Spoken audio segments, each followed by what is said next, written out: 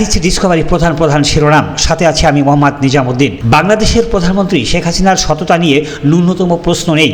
শেখ হাসিনা সর্বাত্মকভাবে সচেষ্ট রয়েছেন দুর্নীতি নির্মূলে। যখন সুনির্দিষ্ট তথ্য পাচ্ছেন তখনই অভিযান পরিচালিত হচ্ছে। কেমব্রিজ থেকে সাবেক পররাষ্ট্রমন্ত্রী ডক্টর এ.কে আব্দুল মোমেন একথা জানান। বিদ্রোহী গানের সুরে নজরুল যেমন মুক্তির পথ দেখাতেন, জাতির পিতা বঙ্গবন্ধু শেখ মুজিবুর রহমানও তেমনি করে এই বিদ্রোহের সুরে স্বাধীনতা এনে দিয়েছেন বলে মন্তব্য করেছেন মৎস্য ও প্রাণী সম্পদ মন্ত্রী মোহাম্মদ আব্দুর রহমান।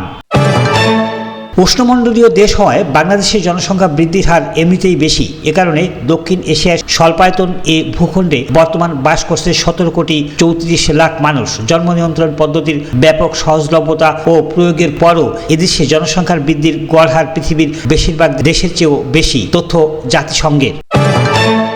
অবকাশ যাপনে গিয়ে অসুস্থ হয়ে হসপিটালে ভর্তি হয়েছেন ইসরায়েলের প্রধানমন্ত্রী বেনিয়ামিন নেতানিয়াহু। গরমের কারণে অসুস্থ হয়ে পড়েন তিনি। শনিবার অতিরিক্ত গরমে পানিশূন্যতার কারণে তিনি অসুস্থ হয়ে পড়েন। ভারতের প্রধানমন্ত্রী নরেন্দ্র মোদী সম্প্রতি রাশিয়া সফরে গিয়েছিলেন। এ বিষয়ে ফের ভারতকে সতর্ক করেছে যুক্তরাষ্ট্র। জানিয়েছে রাশিয়ার উপর নির্ভর করাটা ঠিক নয়। সেই সঙ্গে বলা হয়েছে রাশিয়া ভারতের চেয়ে চীনের সঙ্গে সম্পর্ক রাখার বিষয়টিকে অগ্রাধিকার দেয়। চলতি বছরে নভেম্বরে যুক্তরাষ্ট্রে অনুষ্ঠিত হবে প্রেসিডেন্ট নির্বাচন। নির্বাচনের দৌড় থেকে সরে যেতে বর্তমান প্রেসিডেন্ট জো বাইডেনের উপর একরকমের চাপ ছিল। সেই চাপ দূরে ঠেলে বাইডেন দ্ব্যর্থহীনভাবে ঘোষণা দিয়েছেন নির্বাচনে তিনি থাকছেন। নাইজেরিয়ায় একটি স্কুল ধসে পড়ায় কমপক্ষে 21 জন নিহত হয়েছে। এর মধ্যে অধিকাংশই ওই স্কুলে পরীক্ষায় অংশ নেওয়া শিক্ষার্থী। স্থানীয় সময় শুক্রবার দেশটির মধ্যাঞ্চলে অবস্থিত একটি স্কুল ধসে পড়ে। দেশটিতে নিযুক্ত রেড ক্রস এবং প্রত্যক্ষদর্শীরা এর তথ্য নিশ্চিত করেছে। বার্তা সংস্থা এএফপির এক প্রতিবেদনে এ তথ্য জানানো হয়। কোটা সংস্কারের দাবিতে এক দফা আন্দোলনে শনিবার দেশের সব জেলা এবং ক্যাম্পাসের প্রতিনিধিদের সঙ্গে জনসংযোগ করবেন আন্দোলনকারীরা।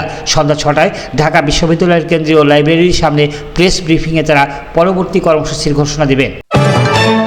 ভিয়েতনামে ভূমিধসের ঘটনায় কমপক্ষে 7 জন নিহত হয়েছে। শনিবার দেশটির রাষ্ট্রীয় গণমাধ্যমের প্রতিবেদনে একথা জানানো হয়। প্রবল বৃষ্টির কারণে সৃষ্ট ভূমিধসের নিচে একটি ভ্যান চাপা পড়ে তাদের মৃত্যু হয়েছে, খবর এএফপির। রাশিয়ার একটি যাত্রীবাহী জেট মস্কোর কাছে বিধ্বস্ত হয়েছে। এ সময় উড়োজাহাজটিতে থাকা 3 ক্রু নিহত হয়েছে বলে জানিয়েছে কর্মকর্তারা। শুক্রবার মস্কো থেকে 90 কিলোমিটার দক্ষিণ পূর্বে আপ্রাক্সিনো গ্রামের কাছে একটি জঙ্গলে বিধ্বস্ত হয় যাত্রী ছাড়াই উড়তে থাকা এই জেটটি। মার্কিন বার্তা সংস্থা এপি এ খবর জানিয়েছেন।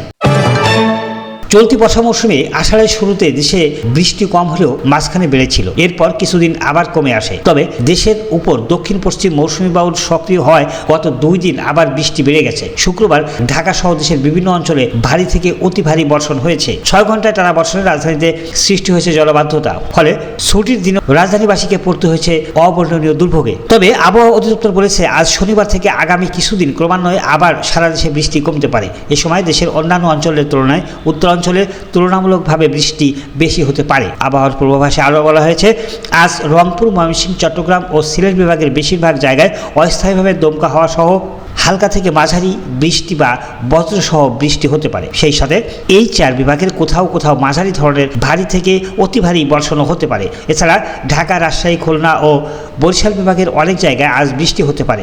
সারা দেশে আজ দিনের তাপমাত্রা সামান্য বাড়তে পারে। গতকাল সকাল 6টা থেকে দুপুর 12টা পর্যন্ত ঢাকায় 130 মিলিমিটার বৃষ্টি রেকর্ড করা হয়। চলতি বর্ষা মৌসুমে এখন পর্যন্ত এটি একদিনের ঢাকায় সর্বোচ্চ বৃষ্টি। একটানা মুষলধারে বৃষ্টির ঢাকায় বিভিন্ন সড়ক ও অলিগলিতে জলবদ্ধতা সৃষ্টি হয়েছিল। আবহাওয়াবিদরা বলেছেন মূলত মৌসুমী বায়ু সক্রিয় হয় এবং সাগর থেকে আসা প্রচুর জলীয় বাষ্প এই অতি ভারী বৃষ্টিপাত ঘটিয়েছে। দেশের দক্ষিণ পশ্চিম মৌসুমী বায়ুর প্রভাবে মূলত বর্ষায় বৃষ্টি হয়। মৌসুমী বায়ু যত শক্তিশালী বা সক্রিয় হয় বৃষ্টিও তত বেশি হয়। কিছুদিন মৌসুমী বায়ু দেশের উপর মোটামুটি সক্রিয় অবস্থায় থাকায় বৃষ্টি কম ছিল। তবে গত বৃহস্পতিবার এটি আবার শক্তিশালী সক্রিয় হওয়ায় দেশ জুড়ে বৃষ্টি বেড়েছে। ধন্যবাদ সবাইকে সাথে থাকার জন্য।